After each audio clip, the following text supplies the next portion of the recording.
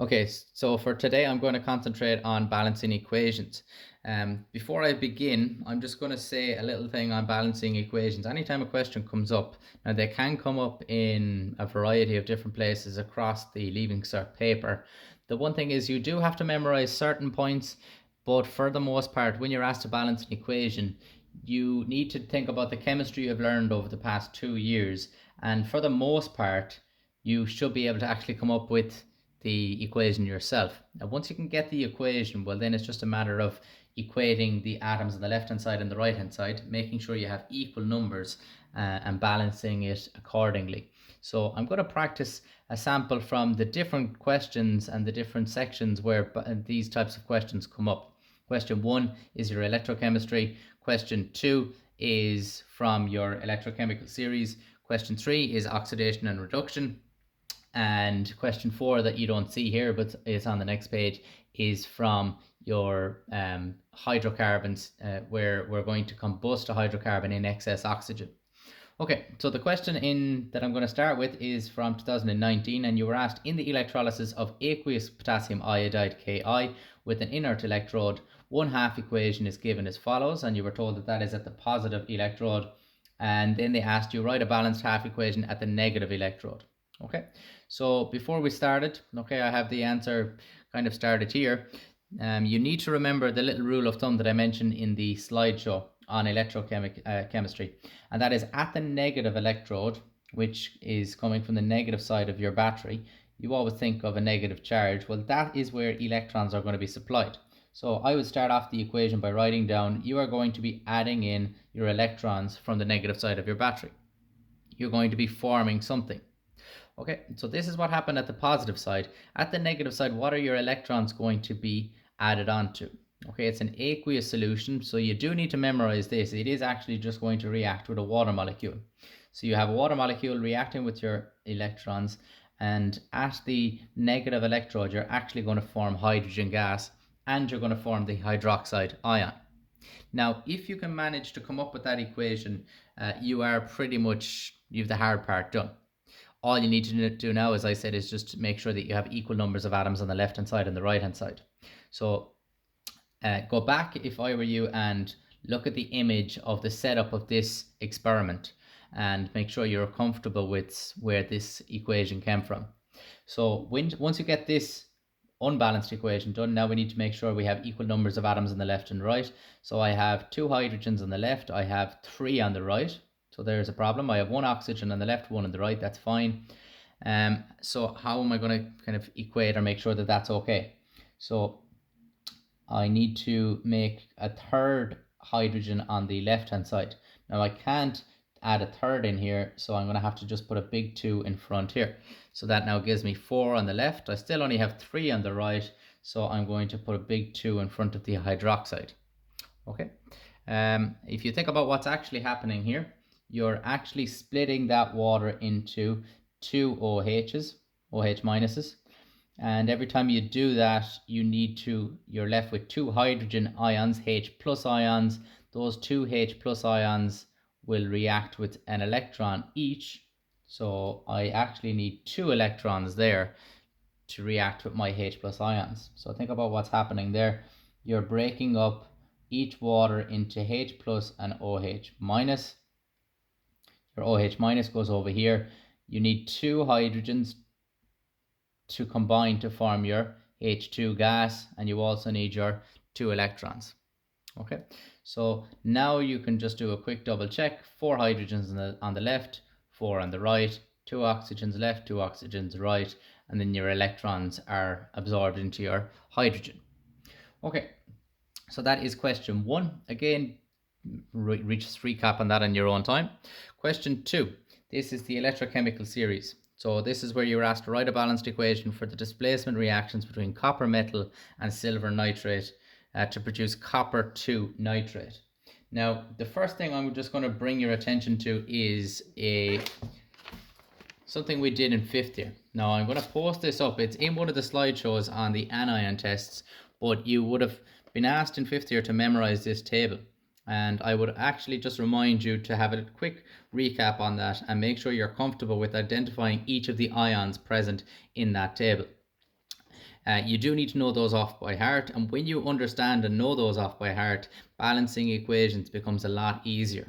So you can see one of the ions that were asked in this question is the nitrate ion, and you should be able to find or kind of see it here. So it's NO3 minus. So I'm going to need that knowledge when I'm balancing this equation. So in short, I don't actually need to know that off by heart, but what I do need to know is that the nitrate ion is NO3 and it has a single minus charge. Okay, now they're asking me write a balanced equation for the displacement reaction between copper metal and silver nitrate. So basically, without knowing this off by heart, they're asking me basically what happens when I have silver nitrate reacting with copper metal. Again, this just tests your knowledge. What does copper metal look like in a balanced equation? Copper is inert, so when it's on its own, it's just copper. There's nothing else attached. So I just have Cu. And they tell me that it's going to combine to form copper 2 nitrate. So I'm going to have copper now reacting with the nitrate, NO3. Okay, now I have to basically look and see, I have this as kind of the skeleton of what's actually going to happen. Now I need to get into the chemistry of how do I balance that equation. So if my silver nitrate has the nitrate ion, NO3 minus, that must tell me that my silver must be a +1 charge. Okay, and I've just deduced that from the fact that nitrate has to be -1, and that's something that you do have to learn. That means that my silver must be +1. Okay, on the right hand side, my copper is now going to react and basically knock out the silver and take its place. So it's kind of a simple enough reaction, and that's basically all the electrochemical series is about. It's when one metal comes along, kicks another one out and takes its place. So the copper is going to kick the silver out and take its place. What I do need to know though is what charge copper has, and from the question they've told me that it's copper 2. So that means that copper has a 2+ charge. Now what I can't change is the fact that nitrate has a -1 charge.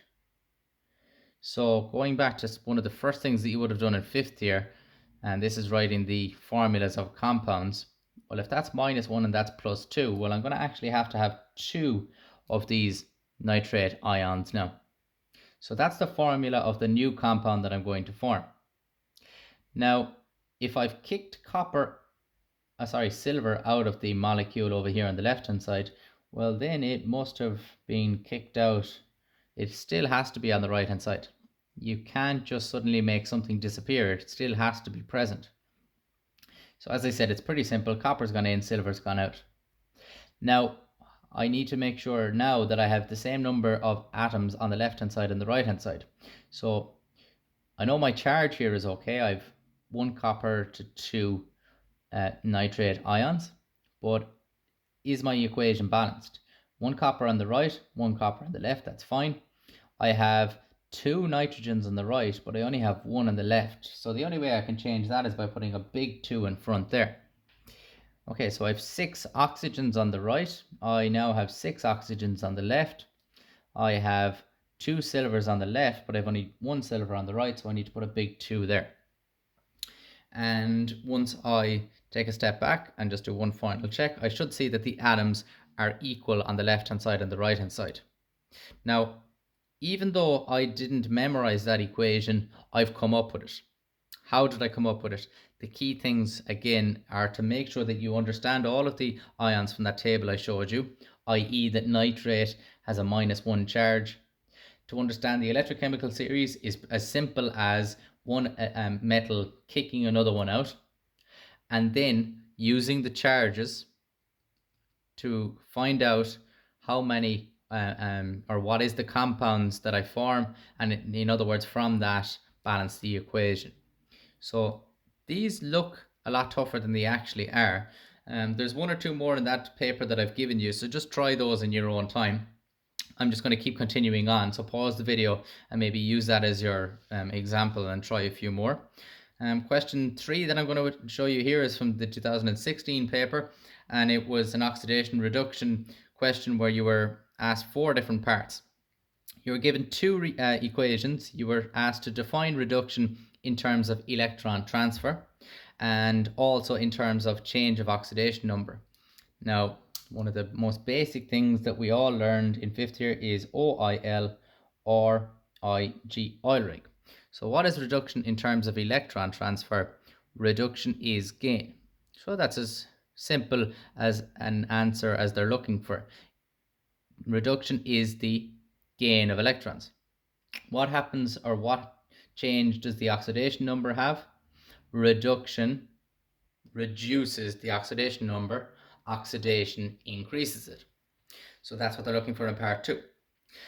They then gave you 2 unbalanced equations, and then they told you assign oxidation numbers in the first equation. So they're only talking about equation number 1, and from that deduce the reducing agent and the oxidizing agent. And then they ask you in part 2, balance either equation. So they give you a bit of choice in this question. Okay, so I'm going to go through them. Hopefully you can follow this okay. So thinking back to 5th year when we would have looked at these problems, when I'm balancing equations, if I'm told in terms of oxidation and reduction, the first thing I need to do is assign oxidation numbers to every single individual atom in that equation. So I'm going to concentrate on equation 1 because I have to answer that as part 3 and 4. So in this molecule here, I'm going to, this is your hypochlorite ion, just for anybody who may recognize this from your bleach. So this came up as a question that I corrected recently in your test. That's your hypochlorite ion. And I'm going to assign oxidation numbers. So in total, this ion has to add up to -1. Oxygen is generally -2. So that means that chlorine in this case must be +1. Okay, this is your thiosulfate ion, and it has to add up to -2. Oxygen is generally -2. In total, that must equal -6.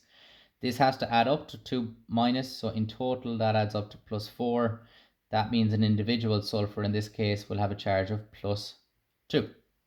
So it's the individual ones that I'm concerned with, not the total charges.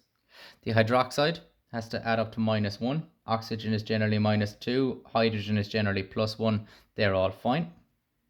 And chlorine here is -1. You've been told your oxygen here is -2. In total, that would be -8. It has to add up to -2, so this would be +6. So an individual sulfur is +6, and your hydrogen here is +1. Okay, the next thing I need to do now is just have a quick scan across and to see which have lost and which have gained electrons. So I'm looking at chlorine. Chlorine has gone from +1 to -1, and I'm looking to see that sulfur has gone from +2 over to +6.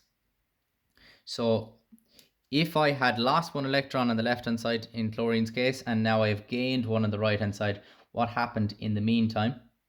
That means it has gained 2 electrons. If you're sulfur on the left hand side and you've lost 2, and on the right hand side you've lost 6, in the meantime you have lost 4 electrons. Okay, now let's look at the question here and see what they're looking for now. So using oxidation numbers, identify the reducing agent. So first of all here, your hypochlorite gains 2 electrons. If it gains 2 electrons, that means it is reduced. If it is reduced, this is the thing that brought about the reduction. So the thiosulfate is the reducing agent. Okay. And here, if your thiosulfate is losing electrons, that's being oxidized, OIL. If this is being oxidized, this is the thing that brought about the oxidation. So your ClO minus is your oxidizing agent. And that's part 3 and 4 answered. Okay, the last part, and this is the one I'm going to kind of write out here. Using oxidation numbers, balance either equation. So we haven't actually done anything with part 2 yet, and they've asked you or given you the instruction that you can either use 1 or 2 as the one that you want to solve. That might suggest that part 1 might be a little tougher because you have a lot of the work done already, Whereas if you wanted to balance 2, you have to now go along and assign the oxidation numbers here. So as it transpired, this is a little bit tougher than this one, even though they were the same marks. So I'll do both.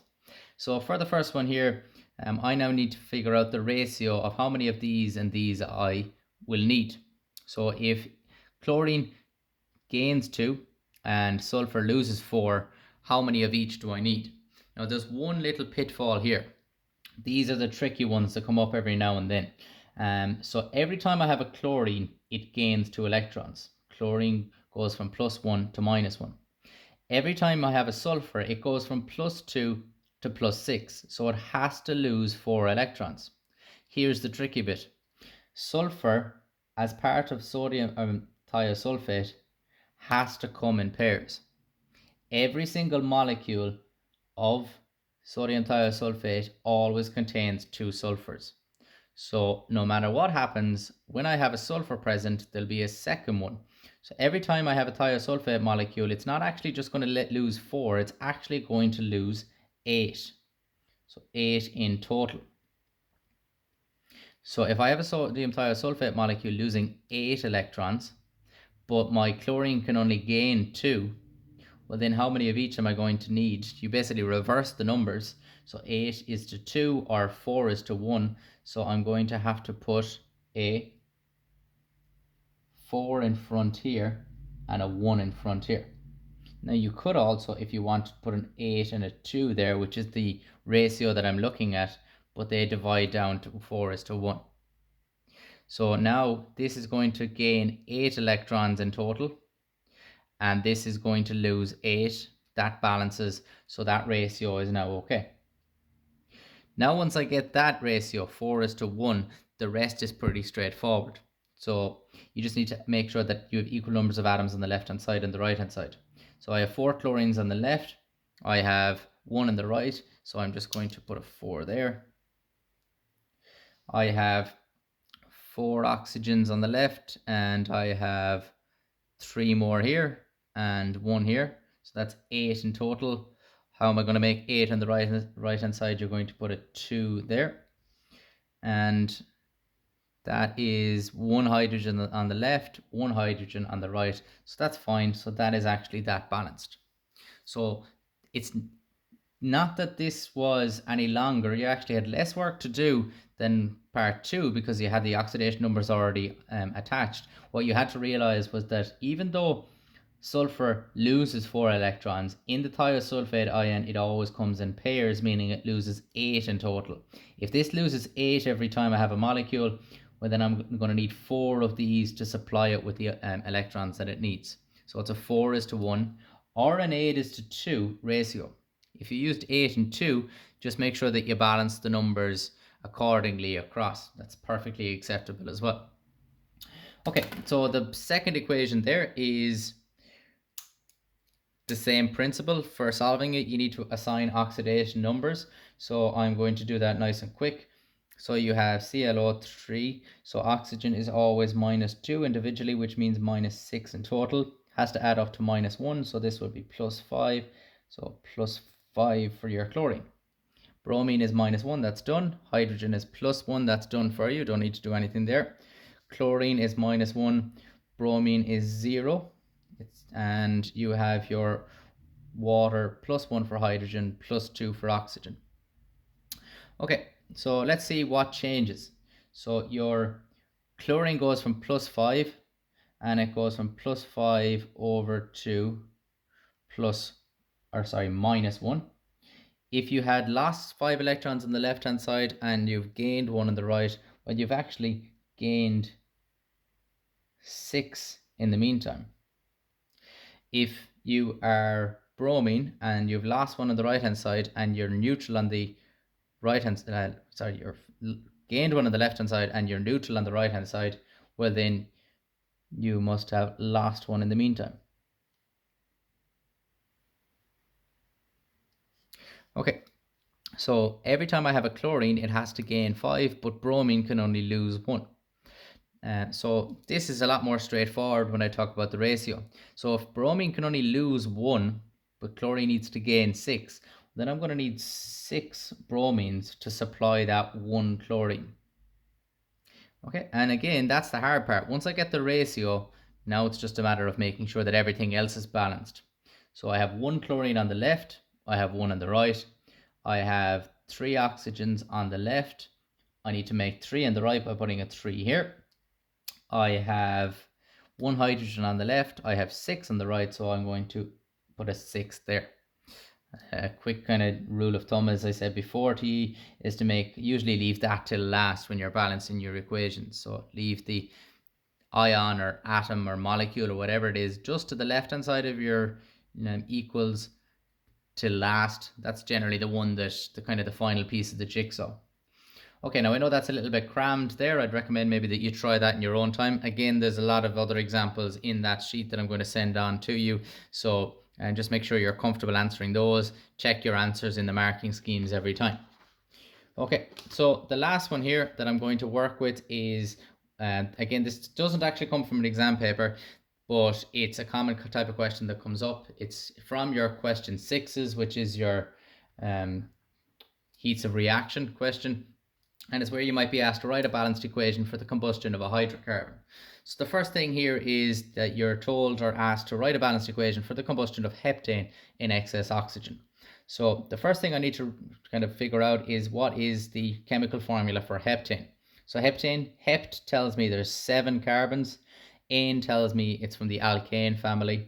So if offhand you know the formula, that's excellent. So it would be C7H16. You could deduce that from the fact that it has a general formula of CnH2n plus 2. Or if you need to, just draw it out. 2, 3, 4, 5, 6, 7 carbons, saturated with single bonds. Count the hydrogens 1, 2, 3, 4, 5, 6, 7, 8, 9, 10, 11, 12, 13, 14, 15, 16. So that is your formula for heptane. What you do need to memorize, you don't need to remember the balanced equation, but what you do need to memorize is that when I burn a hydrocarbon in oxygen, I produce carbon dioxide and water vapor. Now all I need to do is make sure that everything is balanced on the left hand side and the right hand side. So I have 7 carbons on the left, put 7 on the right. I have 16 hydrogens on the left, I have 2 on the right, so I'll make that even. I have 2 oxygens on the left. I have 14 plus 8, which is 22. So I'm going to make that balance by putting an 11 there. Okay, if you want to do a final check, just go across it again and make sure you have equal numbers of atoms on the left hand side and the right hand side. But that is your formula deduced from there. So you can see in general, I haven't memorized any of those formulas that I've been asked for, and yet if you stand back and think about it, you can actually put most of them together. Now there's 4 examples. If you want me to do any more, just let me know. But what I would do is, if I were you, I go and I try those questions in the document. If you want to leave it till next week, by all means do so, because I know you have your electrochemistry test on Friday, but it would be worth looking at just question 1 and 2 in that case, because they are relevant to the test that you'll be doing on Friday.